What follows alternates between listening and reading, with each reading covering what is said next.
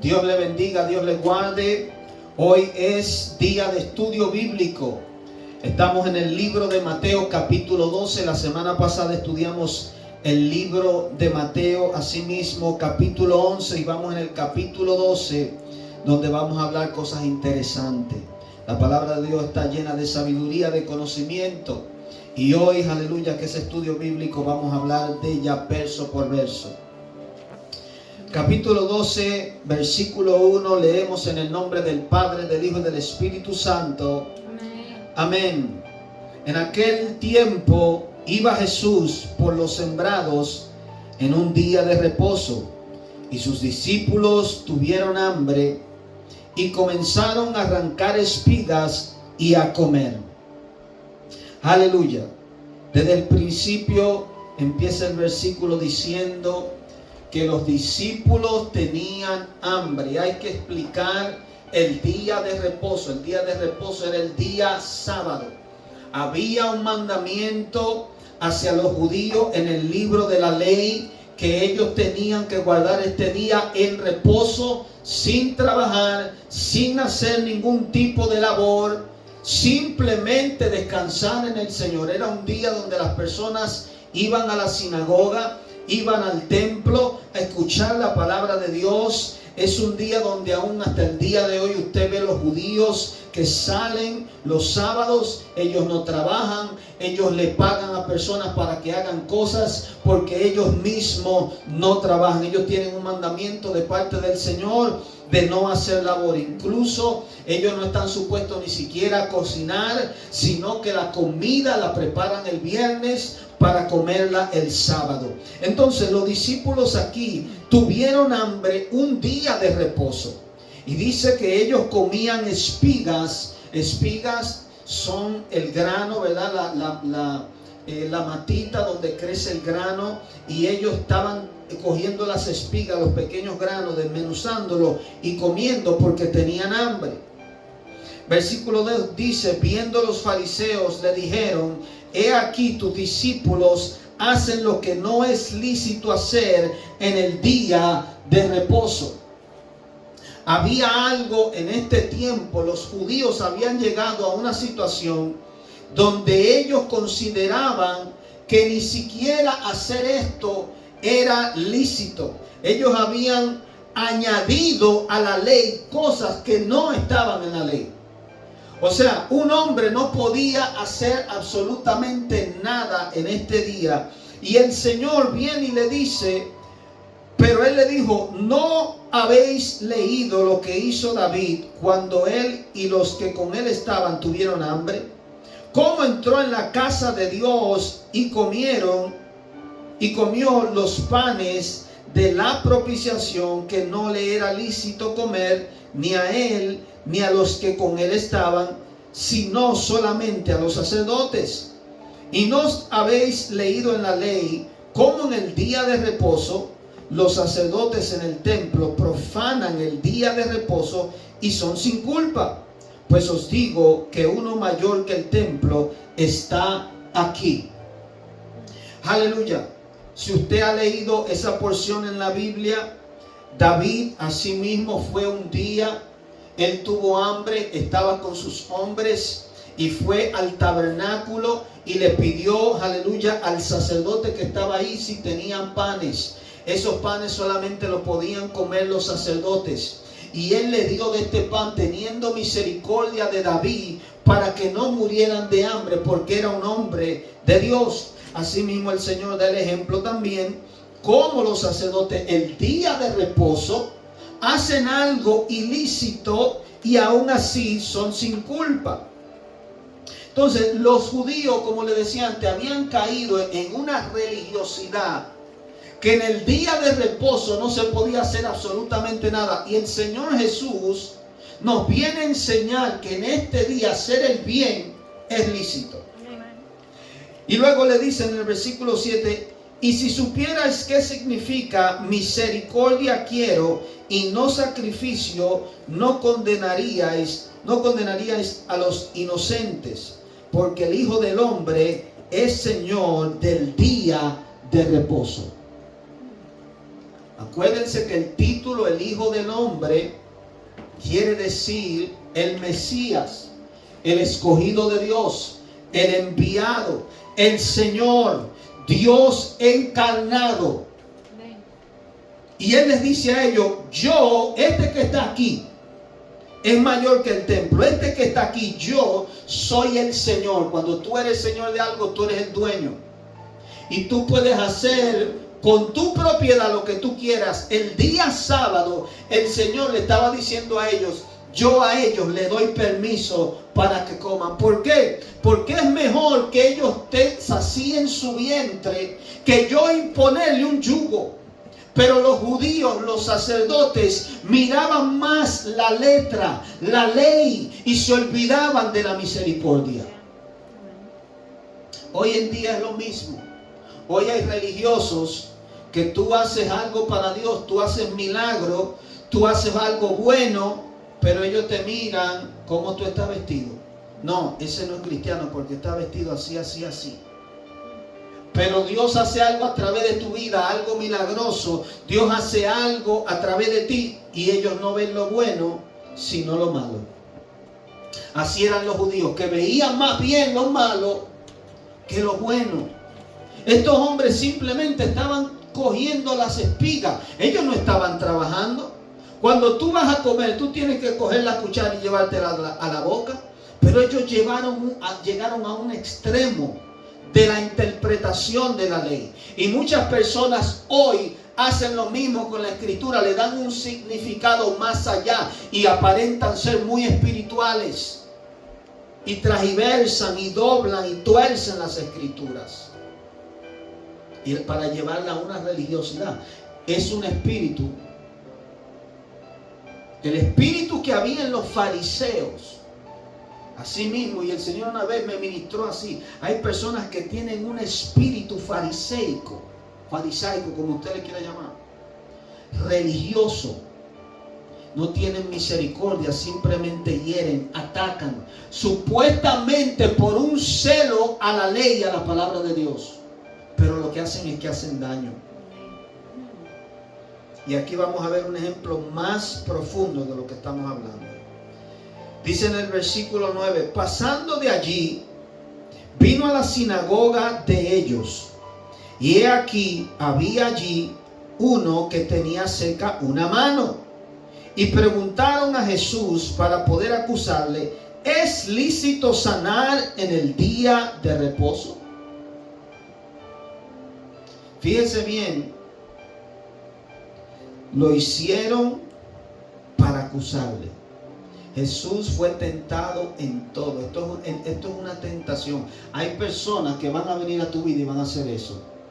Te van a hacer preguntas, te van a hacer cosas, no necesariamente porque quieren saber de la Biblia, sino para hacerte daño, para encerrarte. Y le dijeron esto, un hombre que tenía una mano seca, era un hombre, la mano seca quiere decir que la tenía torcida, que no la podía mover.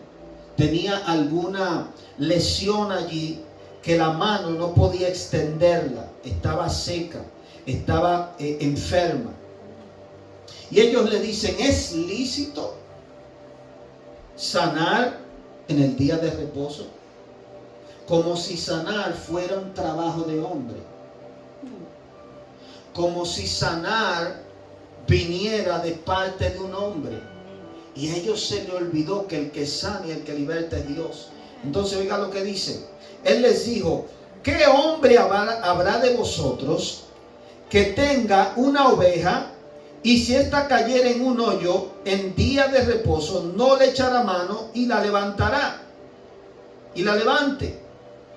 Pues cuánto más vale un hombre que una oveja.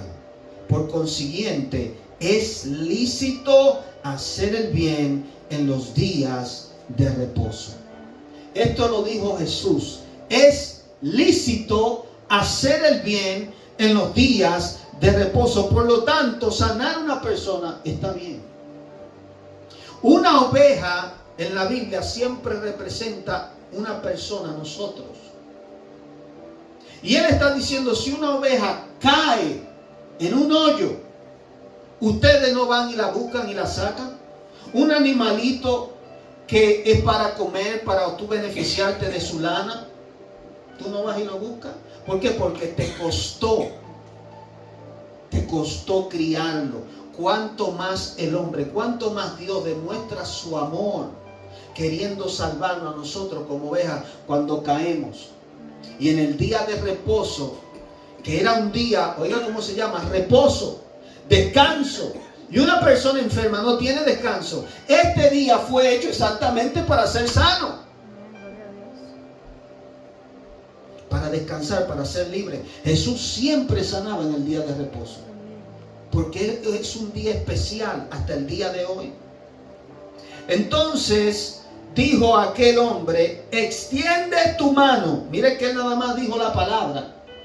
El Señor no fue y le puso la mano. El Señor no, él simplemente dijo la palabra. Extiende tu mano. Y él la extendió y le fue restaurada sana como la otra. Y saliendo los fariseos tuvieron consejo contra Jesús para destruirle. Mira qué tan endemoniado están esta gente, que ellos no pueden ver el milagro, que el que hace milagro es Dios. Dios en el día de reposo sanó a este hombre diciéndole a ellos: yo lo hago y no hay ninguna violación. Pero ellos estaban tan envueltos en su ley, en la letra, en que la Biblia, la Torá dice no se puede trabajar en ese día. Ellos tenían un corazón endurecido. Asimismo, como le dije, hay muchas personas estando en la iglesia, que tienen un corazón endurecido, que miran lo exterior. Ese es el espíritu de los fariseos. Miran lo exterior, lo de afuera, pero no miran lo que Dios hace.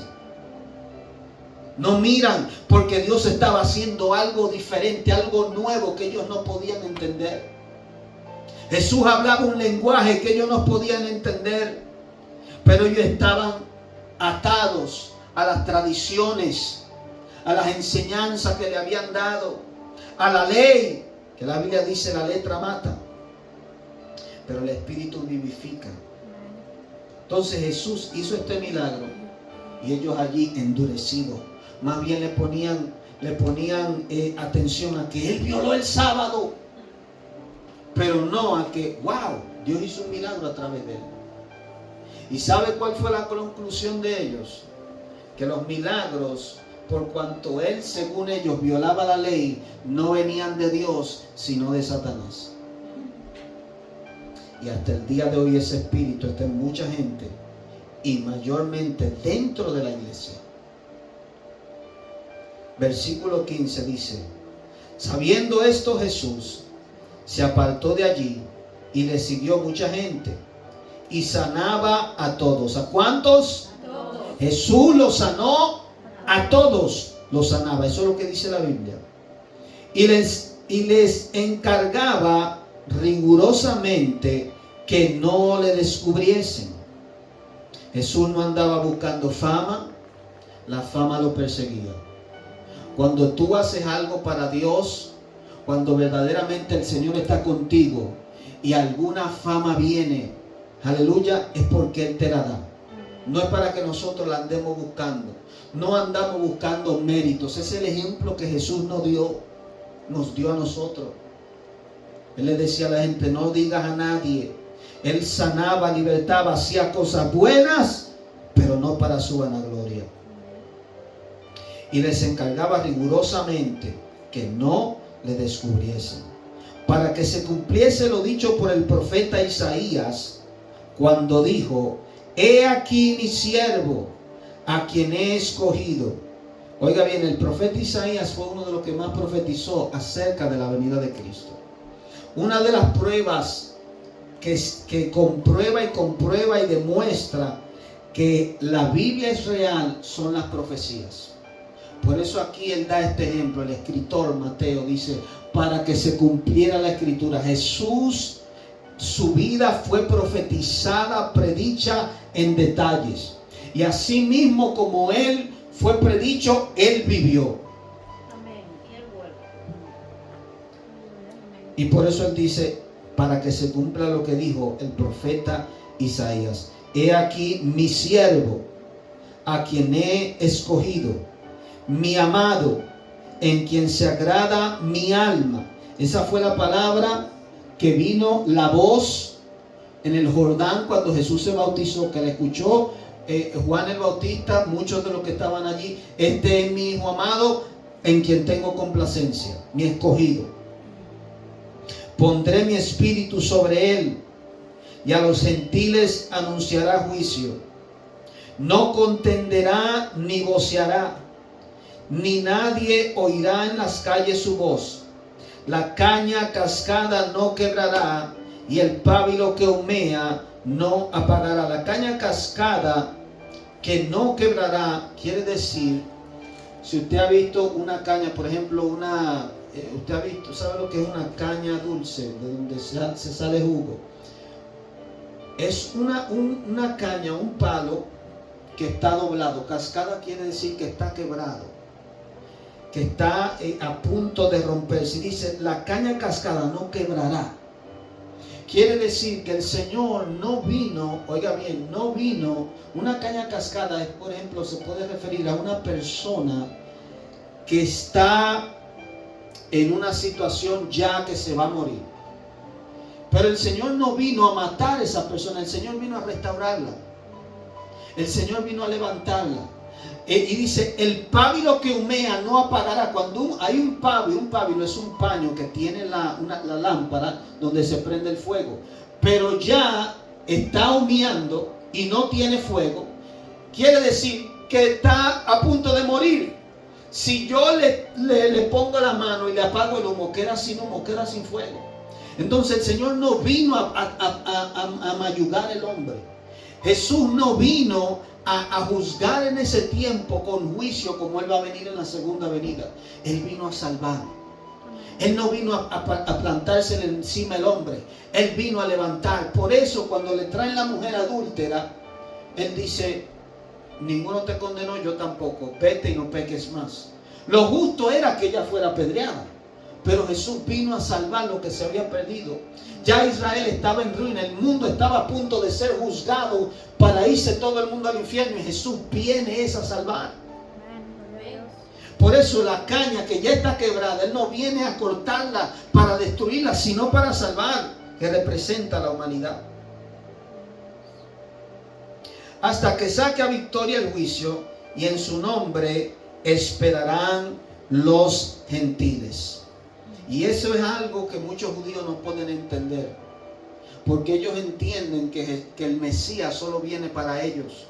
Ellos entienden que ellos son el pueblo escogido. Y cuando aquí menciona a los gentiles, ellos todavía no pueden entender o creer que nosotros fuimos injertados en la salvación. El Mesías vino para los gentiles también. Eso es lo que se profetizó. Versículo 22 dice, entonces fue traído a él un endemoniado, ciego y mudo, y le sanó de tal manera que el ciego y el mudo veía y hablaba. Y toda la gente estaba atónita y decía, ¿será este el hijo de David? ¿Por qué el hijo de David? Le he explicado antes que a David se le profetizó. David, Dios le habló y le dijo que a través de él, de su simiente, a través de su linaje sanguíneo, iba a venir el Mesías. Por eso se le llamaba el hijo de David. Es un título que se le da al Mesías, al Cristo. La palabra Mesías, el Cristo, es lo mismo. Lo único que Mesías en hebreo y Cristo quiere decir el ungido en griego. Por eso se llama Jesucristo. Mas los fariseos al oír decían, este no echa fuera los demonios, sino por Belcebú, príncipe de los demonios. Nunca en Israel se había visto alguien que haya venido con poder para darle vista a los ciegos y para que los mudos hablen. Y ellos, en vez de decir gloria a Dios que hay un profeta entre nosotros, un hombre de Dios, el Mesías, no, este tiene al diablo. Este tiene a Belzebú, Baal-Zebú, que quiere decir Señor.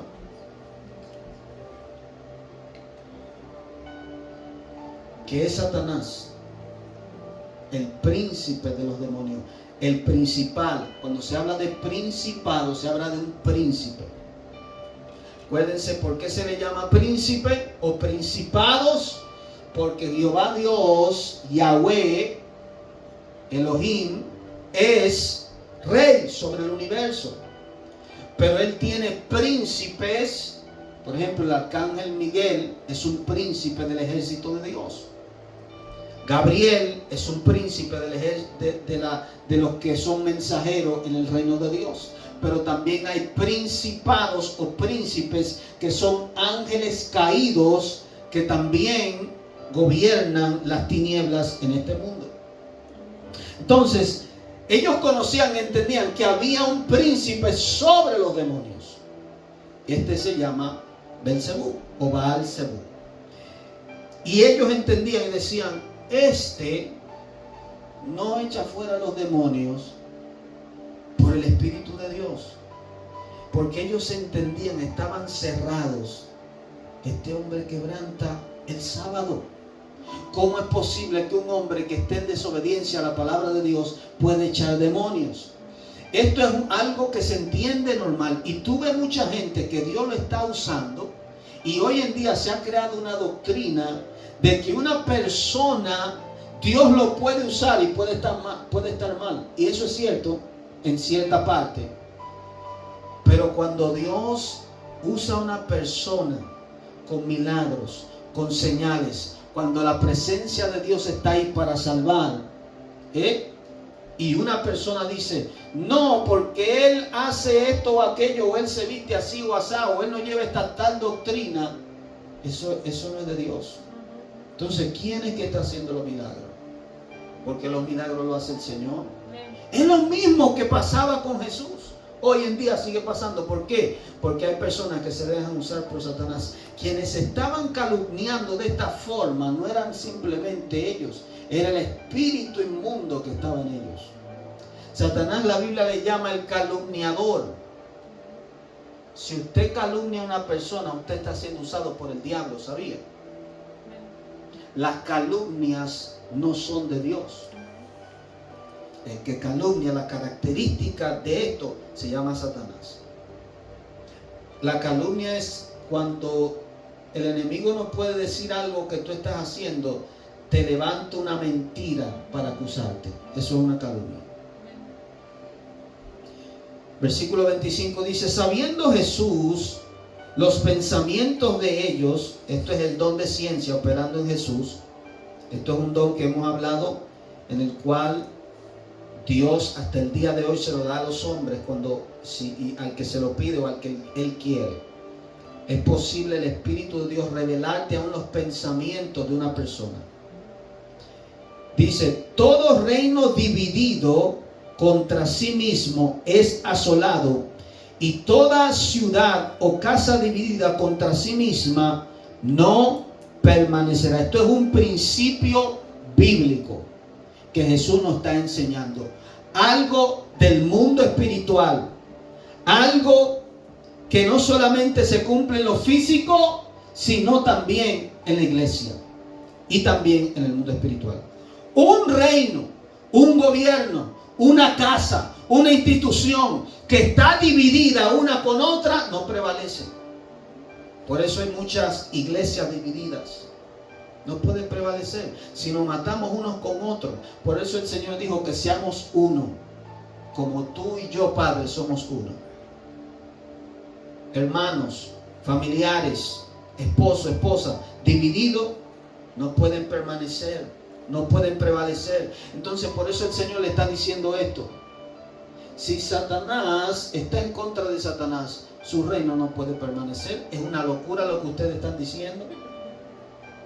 Si yo estoy libertando a la gente, cuando Satanás, su característica y su asignación es amarrar, atar, matar, destruir, y yo estoy dándole a la persona gozo, vida, tú no puedes, eso se llama indilgarle.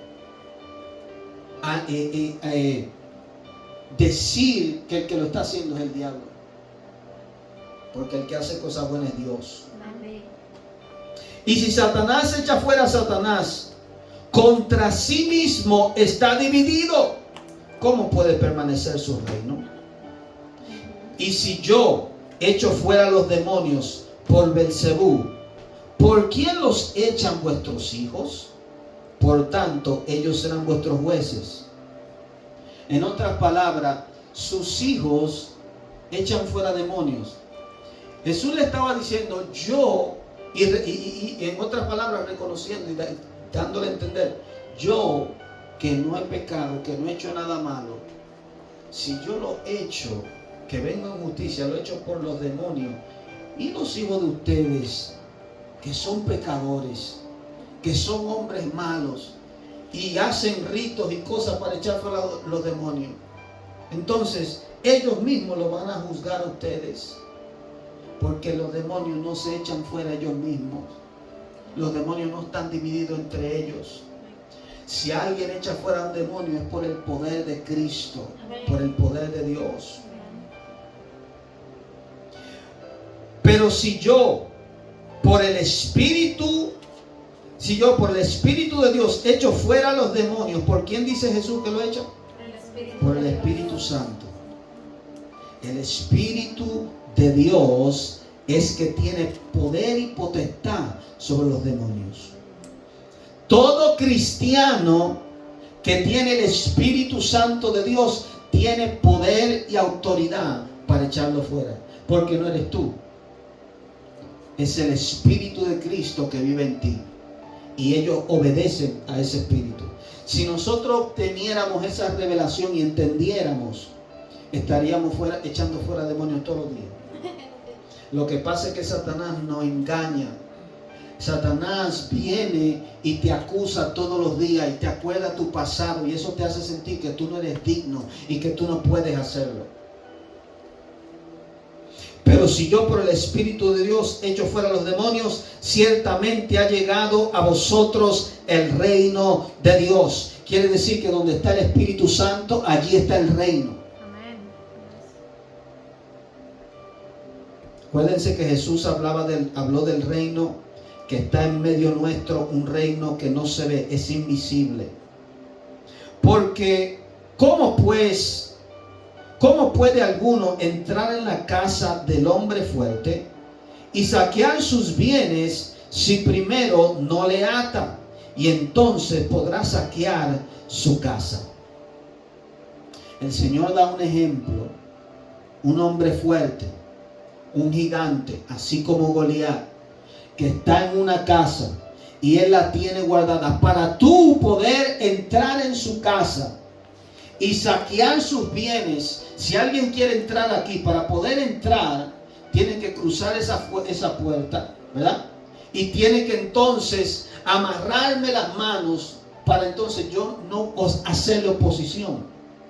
El Señor está diciendo, yo echo fuera los demonios porque yo vencí a Satanás. Cuando él vino a tentar a Jesús, el Señor no se sujetó a lo que Satanás vino, y él lo venció con la obediencia a Dios. Y como él es el príncipe de los demonios, ahora Jesús puede venir y saquear sus bienes. En otras palabras, puede a sus súbditos echarlos fuera. Entonces Jesús nos da este otro principio bíblico. No vayamos a los pequeños, a los súbditos primero. Tenemos que atar el hombre fuerte. Tenemos que atar el principado del territorio, de la ciudad.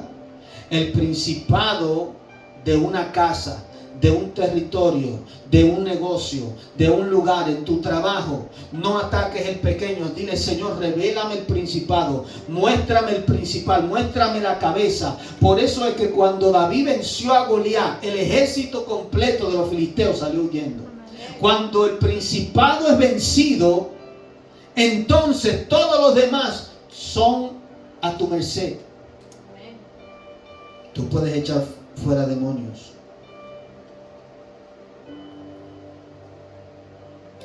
Aleluya. Versículo 30. El que no es conmigo, contra mí es. Y el que conmigo no recoge, desparrama. Este versículo, si alguien lo pudiera entender hoy. Oye lo que está diciendo Jesús. Si tú no eres conmigo, tú eres contra mí. Hay muchas personas que dicen, yo creo en Dios, y son de Satanás. ¿Por qué? Porque no basta con decir yo creo en Dios y yo amo a Dios cuando tu vida demuestra lo contrario. El que no es conmigo, contra mí es. Y el que conmigo no recoge, desparrama.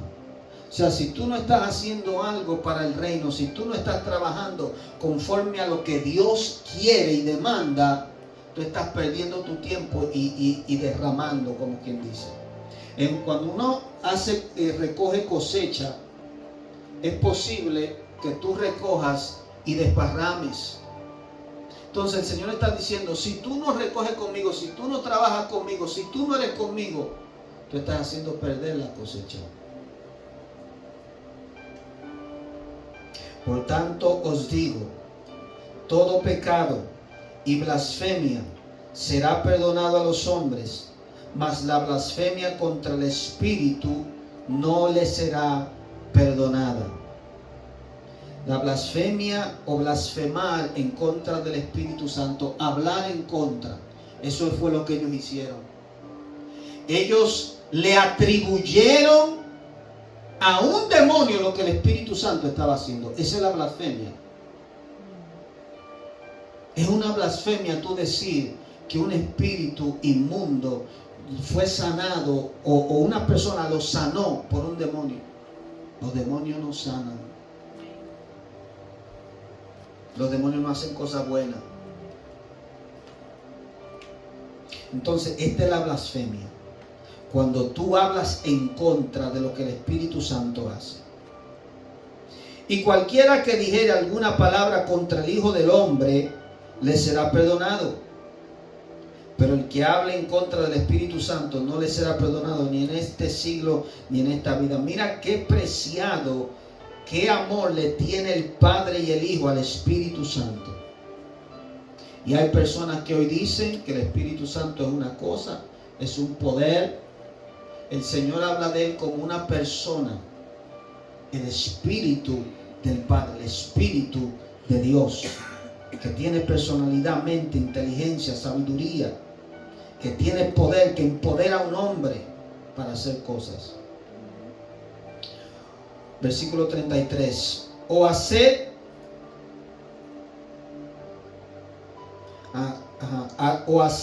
el árbol bueno y a su fruto bueno, o hacer el árbol malo y su fruto malo, porque por el fruto se conoce el árbol. Un árbol, y esto está comparando el Señor, no literalmente un árbol, sino una persona. Como a él lo llaman Belcebú, él está diciendo, yo soy un árbol que da fruto bueno, porque estoy haciendo libre a estas personas. ¿Cómo ustedes llaman al árbol fruto malo? Porque un fruto malo lo que hace es que destruye, que mata. Una persona mala hace daño. Entonces, ¿cómo ustedes dicen que yo soy Belcebú cuando yo estoy haciendo bien? El Señor le está dando a entender a ellos, hay una contradicción en lo que ustedes están diciendo. Una persona que trabaja para el reino, que hace lo bueno de parte de Dios, ¿cómo le va a llamar que es malo? Porque esto es una ley en la naturaleza. Un árbol bueno no da fruto malo, y un árbol malo no da fruto bueno. O da uno o da otro, pero no mixto. Dice, generación de víboras. Oye, ¿cómo el Señor le llama? Para los que dicen que no, esto es un insulto feo. A los fariseos, a la gente arrogante, el Señor tenía un carácter diferente que a los que venían humillados. Hay gente que es necesario llamarle la atención. Hay gente que si hay que es necesario decirle, tú eres un hijo del diablo. ¿Sabía? Como el Señor le dijo a ellos una vez. A mucha gente no le gusta eso, no le gusta escuchar eso, pero hay personas que hay que decírselo. ¿Sabe lo que es una generación de víbora? Una víbora es una serpiente que cuando nace de los huevos, de varios huevos que tiene la serpiente. Las serpientes pequeñas, las bebés, se comen a su madre. Literalmente se la comen. Él le dice generación de víboras porque ellos se comen unos con otros. Son gente malas. El Señor le está diciendo, ustedes son malos. Ustedes sí son el diablo. Ustedes me están haciendo a mí verse. Ustedes son los que son. Generación de víboras. ¿Cómo podéis hablar lo bueno si son malos? Porque de la abundancia del corazón habla la boca. Ustedes dicen que yo echo fuera a los demonios por Satanás. Porque eso es lo que ustedes son. Ustedes son personas que el que es malo piensa que el otro es malo. El que es ladrón y engañador no confía en nadie porque él mismo es así. Esto es otro principio bíblico. De la abundancia del corazón, lo que hay dentro de mí, lo que yo guardo en mis pensamientos. Cuando tú ves una persona que dice yo soy así, así, así, así, así, así, y tú ves que habla lo contrario de lo que alardea que dice, ya tú sabes lo que es de acuerdo a lo que dijo Jesús. Cuando tú escuchas a una persona decir yo soy cristiano, yo le sirvo a Dios, pero nada más sabe hablar de mundo, nada más sabe hablar de cosas de... Tú ves que no hay una palabra de Dios, no hay un amor por Cristo. El que ama a Jesús siempre habla del Señor.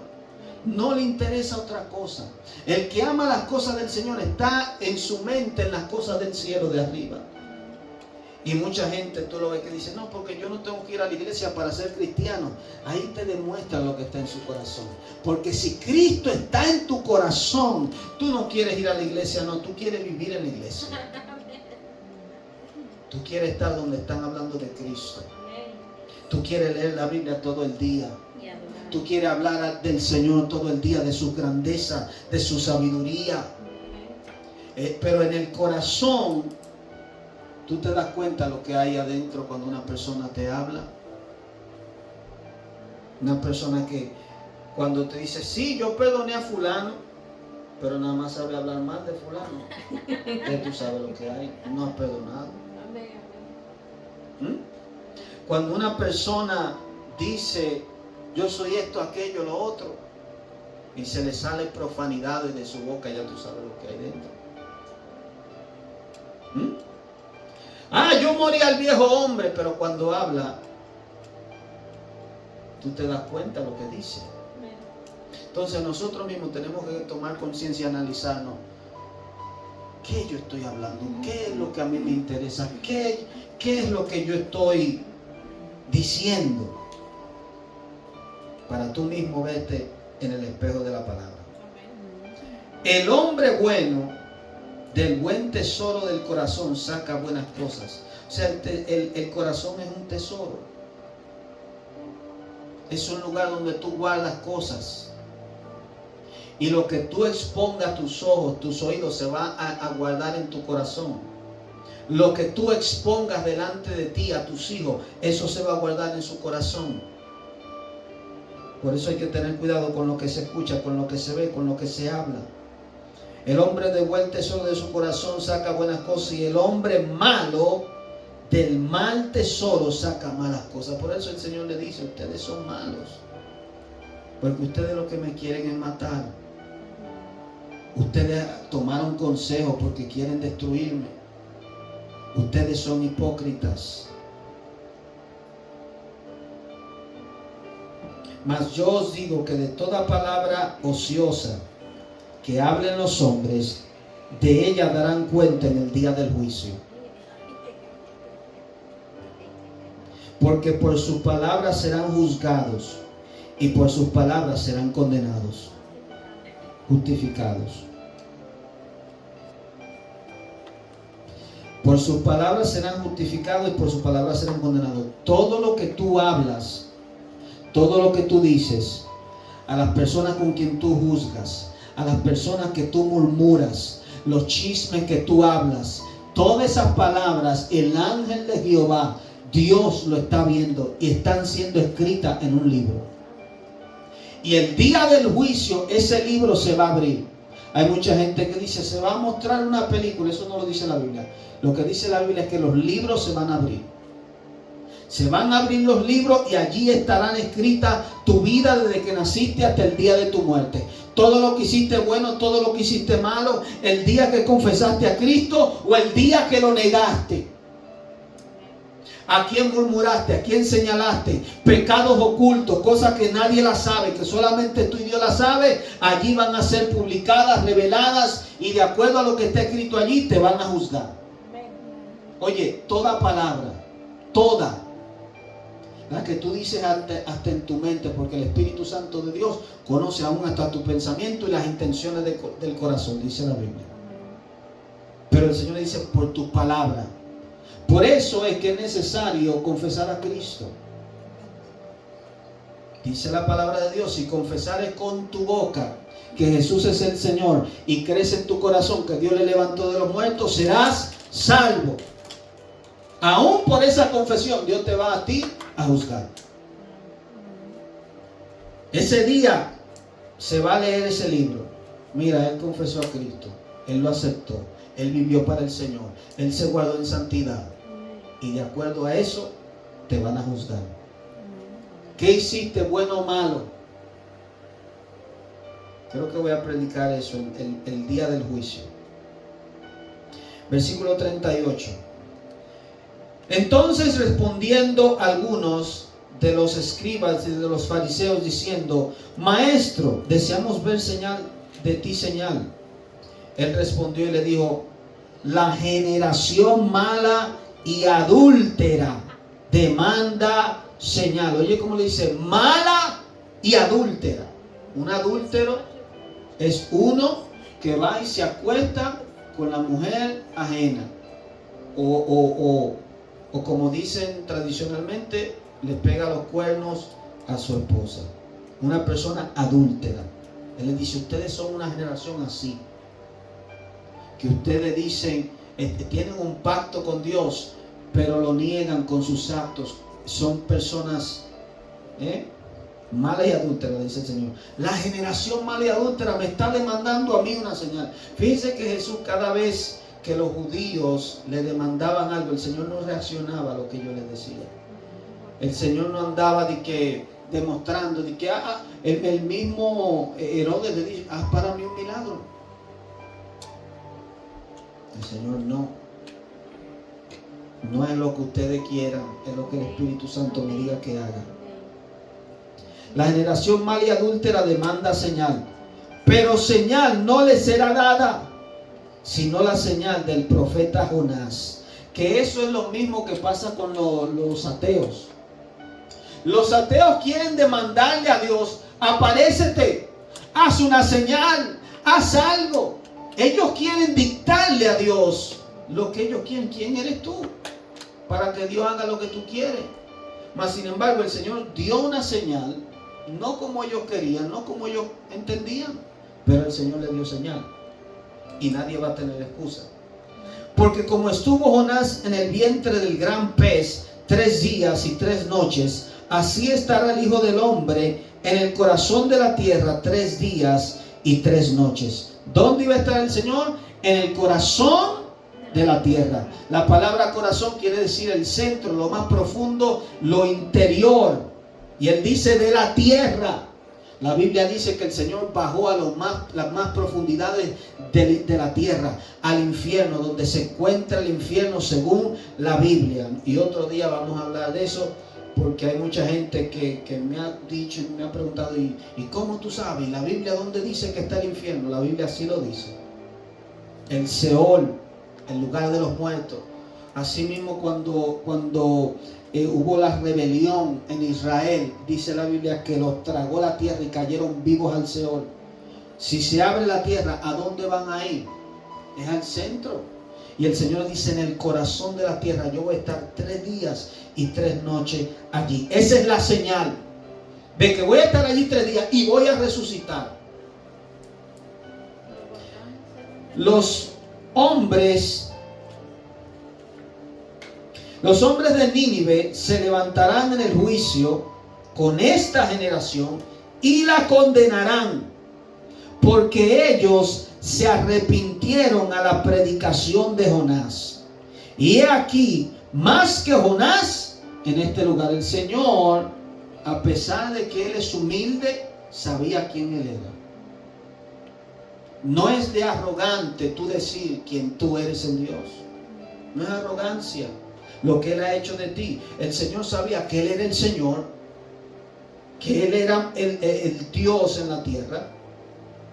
Y le dice, mayor hay uno que aquí que Jonás, que le está predicando a ustedes la palabra, que le está advirtiendo del juicio venidero. Entonces esa gente en Nínive se arrepintió en ayuno y oración por un hombre que les predicó. Y yo a ustedes les estoy demostrando milagros, señales, prodigios, y ustedes no se arrepienten. Por eso esa generación, el día del juicio, ya el Señor está diciendo aquí que esa generación es condenada. Hay un juicio para ellos por no creer. Por eso cuando una persona le predica a otro, muchas veces no es para salvación, sino para condenación. De que no va a haber excusa, de que nadie se le habló, nadie me dijo.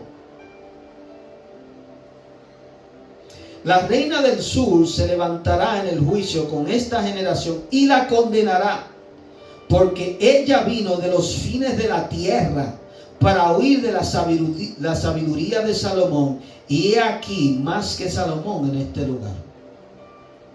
La reina Shiva del reino del sur, ella era de Etiopía.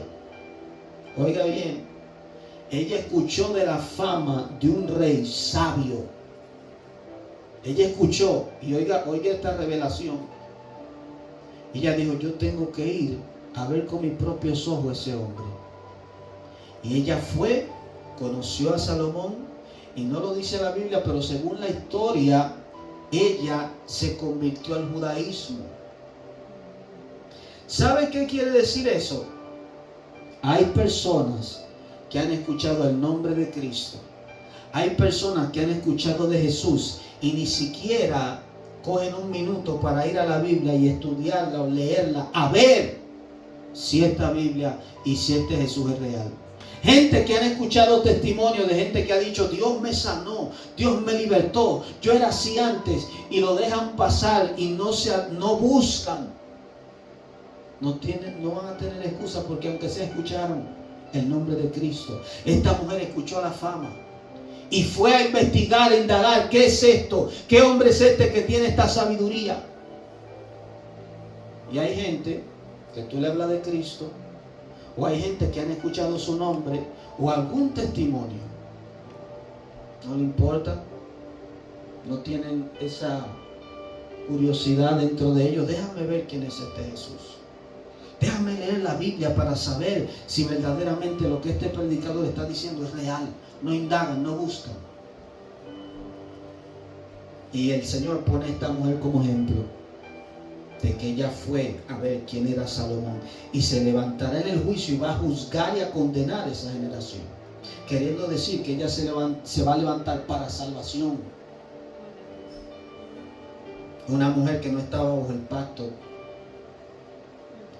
era gentil. Cuando el espíritu inmundo sale del hombre, estos versículos son importantes, pongan atención. Cuando el espíritu inmundo, y oiga que dice inmundo, la palabra inmundo quiere decir sucio, unclean, no limpio. Esos son los demonios. Los espíritus no son espíritus buenos, no son espíritus de luz, son tinieblas, son oscuros, son malos. Cuando el espíritu inmundo sale del hombre, quiere decir que puede vivir en el hombre. Si sale, quiere decir que estaba adentro. Hay gente que no cree en esto, hay gente que tienen demonios y no lo saben. Hay gente que tienen cientos y cientos de demonios y espíritus dentro de ellos y no lo saben. Creen que son de Dios y no lo son. Anda por lugares secos buscando reposo y no lo halla. Quiere decir que los demonios pueden andar. Dice anda, pueden caminar, pueden viajar de lugar a otro. Por lugares secos. Un lugar seco es un lugar donde no hay agua. Buscando reposo y no lo haya. Quiere decir que tiene la capacidad de ver, de buscar, de examinar. Dice buscando reposo. Quiere decir que cuando no están en un cuerpo, están atormentados, están fatigados, porque necesitan un cuerpo para habitar. Este plano es físico y para un espíritu operar necesita un cuerpo para manifestarse. Entonces ellos les gusta estar en un cuerpo, porque si no, donde ellos deben estar es en el abismo. Si ellos no encuentran un cuerpo donde morar aquí, tienen que ir al abismo. ¿Por qué hay tantos demonios ahora en la tierra? Porque hay mucha gente en la tierra y hay mucha demanda para habitar. Mucha gente haciendo pecado, mucha gente haciendo cosas malas, y por eso hay tantos demonios en el mundo hoy. Y la opresión es mayor que nunca. Entonces ellos pueden viajar. Ellos buscan lugares secos, un lugar donde reposar, un cuerpo donde habitar. Dice que quieren reposo. O sea que pueden sentir dolor en el espíritu, pueden sentir fatiga y no lo hallan. Entonces dice, o sea que puede hablar. Los demonios que hablan, porque dice, volveré a mi casa de donde salí. Los demonios tienen la particularidad que ellos creen que tú eres ellos son dueños de ti. Dice, oye, como dice, mi casa. Y muchos demonios lo he escuchado decir, ella es mía. O él es mío. Mi casa. Se creen dueños. Y cuando dice casa, ¿se acuerdan que estamos hablando de los sueños? Que cuando tú ves una casa, puede representar tu casa o puede representar tu cuerpo. Le llaman mi casa, donde vivo, mi lugar de morada, mi lugar de tranquilidad, donde puedo reposar.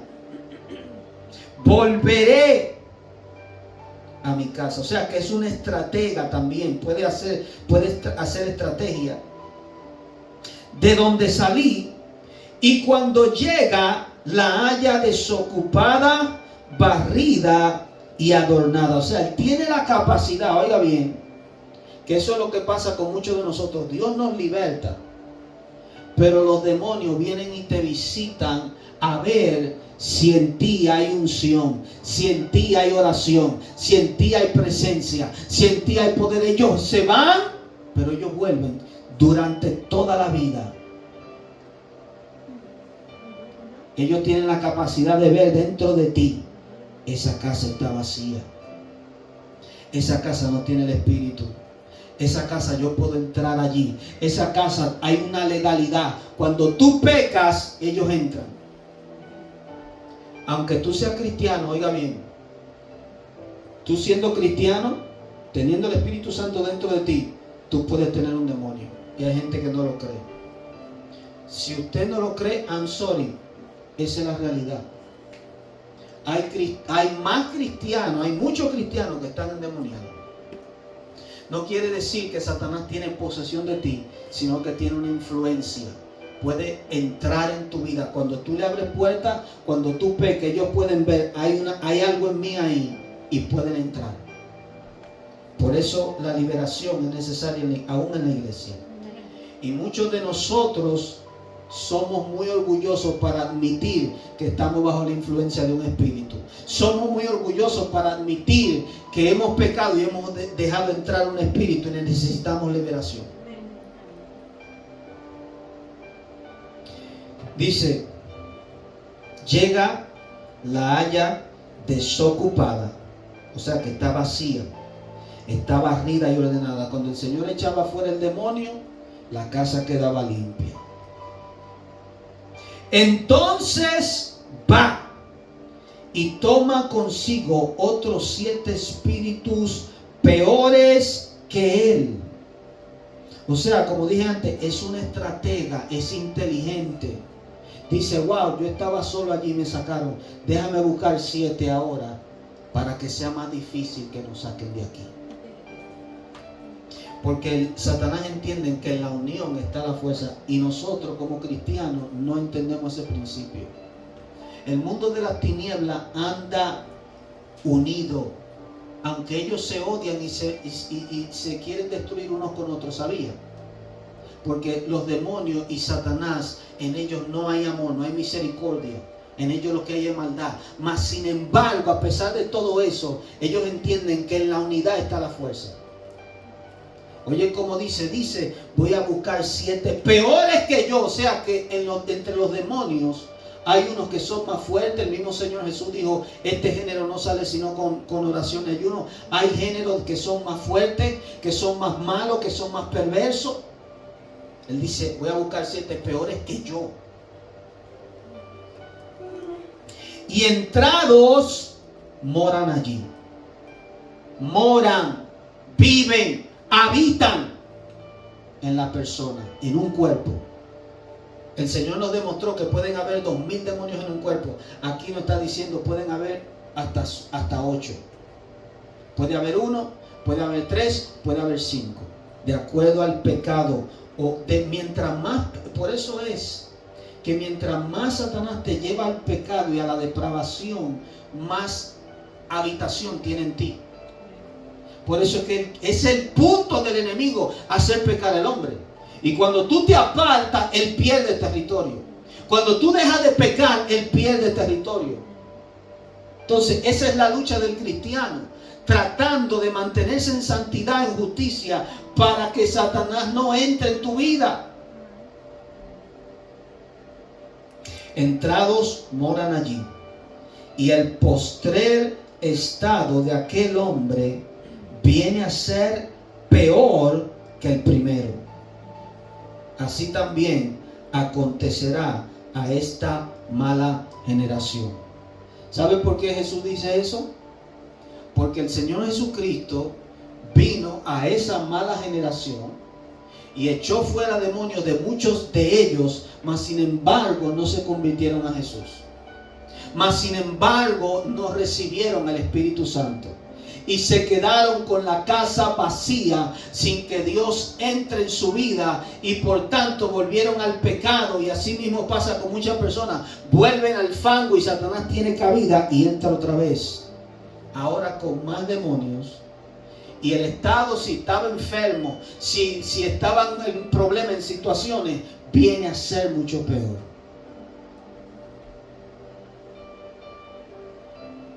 Aleluya. Con esto terminamos.